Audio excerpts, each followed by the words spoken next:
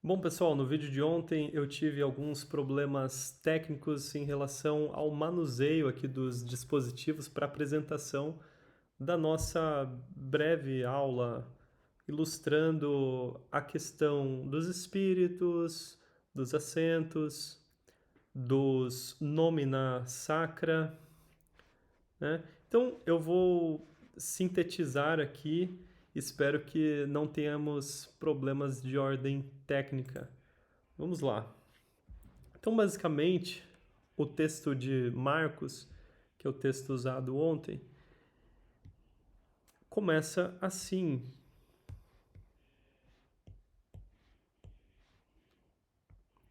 Eu já expliquei o porquê desse acento grave, né? Então você pode olhar na aula anterior que a gente explica isso. Olhar a aula anterior que a gente explica isso, tá?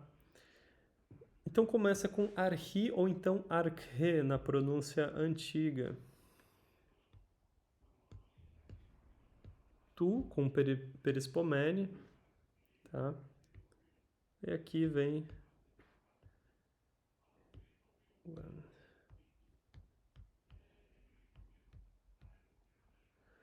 tá? Evangelio ou evangelio, princípio do evangelho, tá bom? Vamos colocar aqui o espírito suave, né?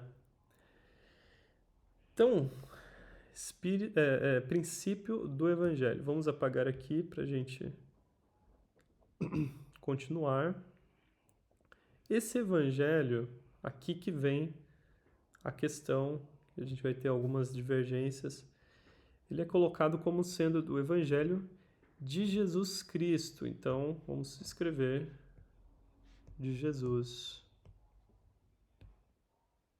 tá? Lembrando, aspiração, ou melhor, espírito suave, perispomene, que a gente está falando de uma junção. Então, você pode acessar a aula anterior que eu explico melhor. De Jesus Cristo. Lembrando que aqui, pessoal, com essa diferença entre maiúsculos e minúsculos, já é numa versão mais medieval, não tão antiga quanto a gente via nos textos mais antigos que eram unciais, né? Ou seja, apenas letras maiúsculas, né? Não haviam inventado as letras minúsculas, né? Sem separação, sem acento, sem vírgula, tá bom? Então, de Jesus Cristo. Então, para a gente falar de Jesus Cristo, a gente coloca tudo no genitivo. Então, a gente não precisa aqui de uma preposição como em português, a gente coloca direto no caso genitivo. Então, em vez de de, aí então, Jesus Cristo, a gente pode colocar tu, ou então diretamente Isu Christu, tá?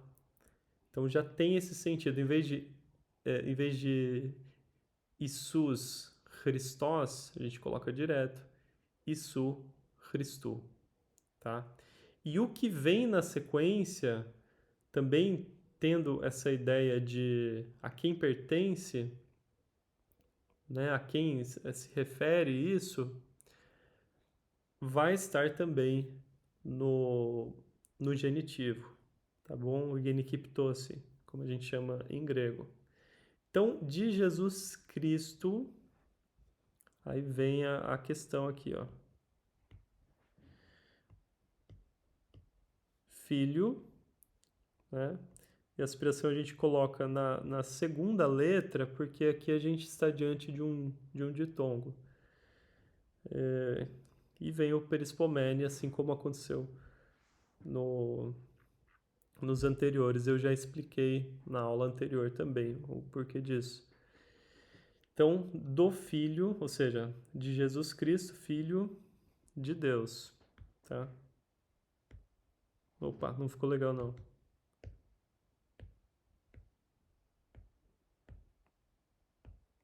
Perispomene também. Agora que eu vi que não tá bem enquadrado. Deixa eu colocar um pouco mais próximo.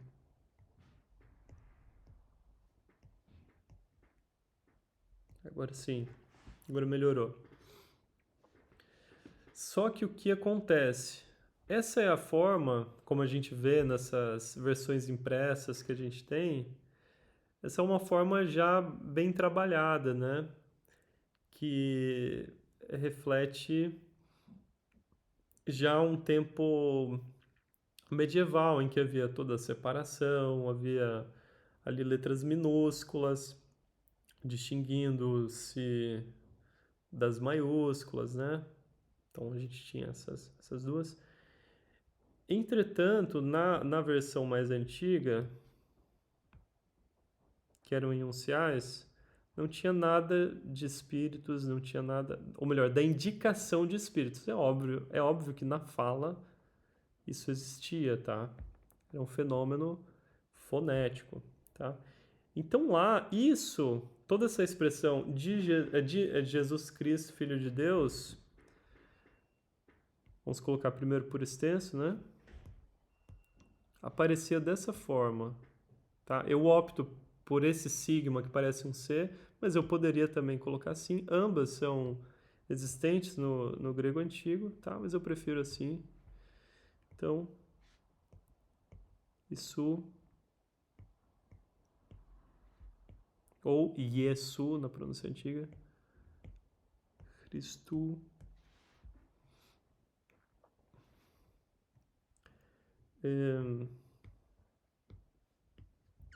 Iu, ou então Huyu na pronúncia antiga.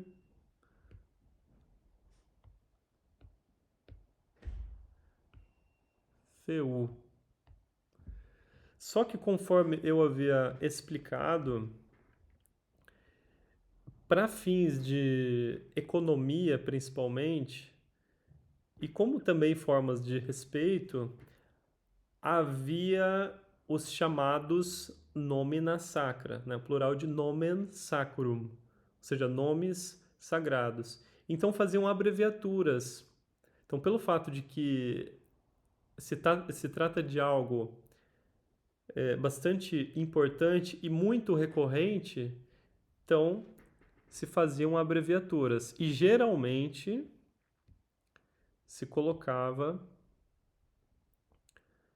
se utilizavam da primeira e da última letra de cada palavra.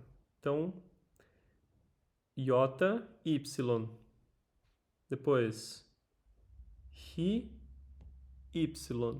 Depois, y, y. Depois, fita, y. Y, tá bom? Então vamos colocar isso aqui na tela para a gente ver. Então, iota, y, ri, y, y, y, fita, y. Agora perceba você que nessas 8 letras aqui que eu coloquei, que é, que é essa expressão, né, de Jesus Cristo, Filho de Deus, nessas 8 letras, 5 são Y.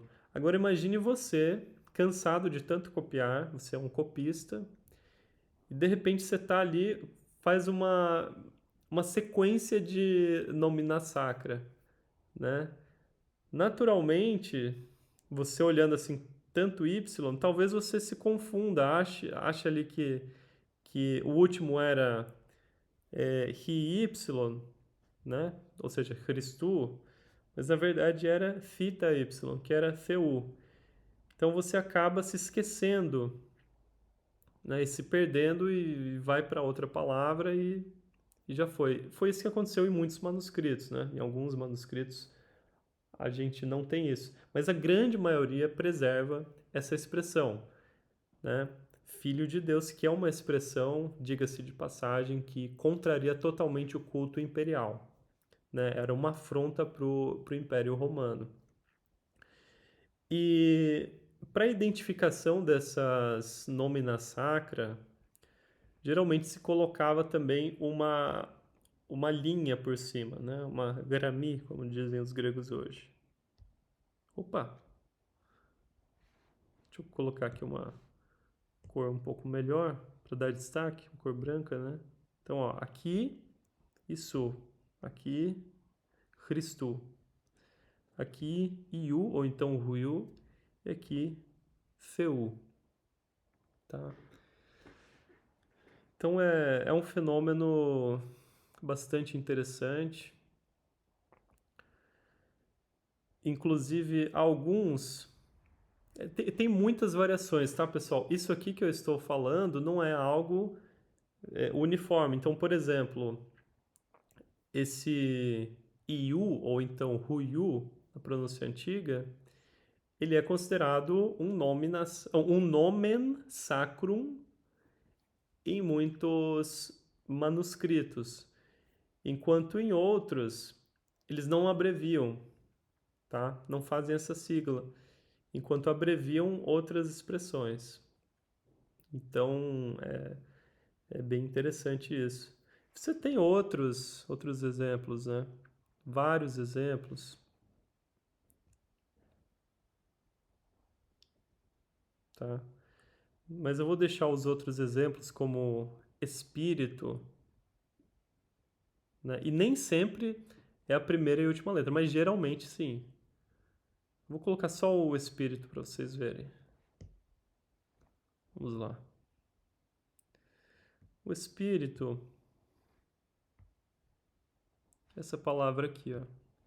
Deixa eu colocar diferenciando maiúsculos e minúsculos, né?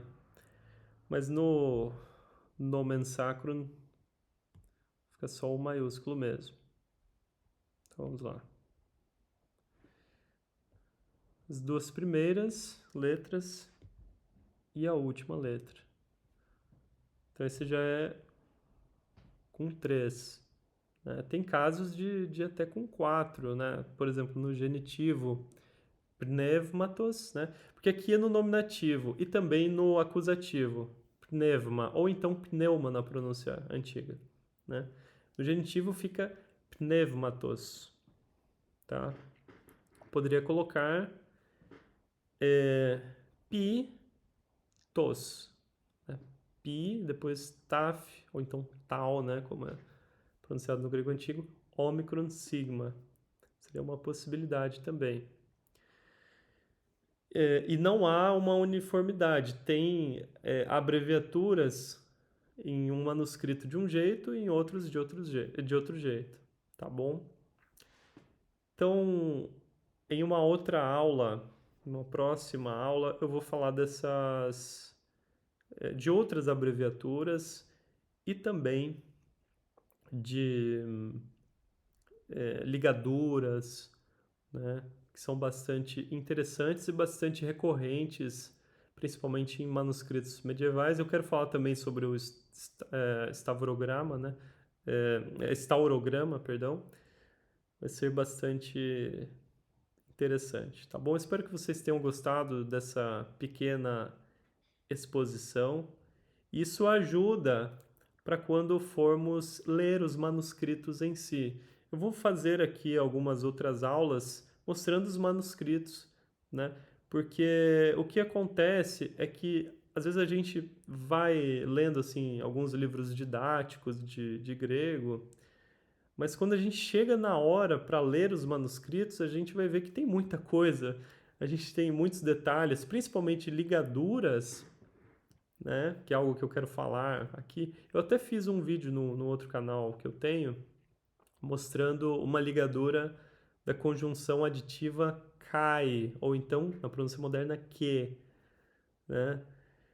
É, que inclusive a gente vê de vez em quando na Grécia, né? Em algumas... Como que é o nome daquelas... Agora eu me esqueci do nome daquilo que coloca assim os produtos, né, na frente de um restaurante. Agora eu me esqueci do nome, mas enfim. Que tem lá escrito, temos isso, né? E estava lá aparecendo, né? É bem interessante. Né? Que é um capa com um- uma perna assim, né? Deixa eu até ver se eu consigo colocar. Opa! Né? Algo assim, mas opa, ficou meio. Não deu para aparecer tudo. Mas a gente vai ver nas aulas sobre ligaduras, tá bom? Então comentem aqui o que vocês estão achando desse estilo de vídeo. Eu estou gostando bastante.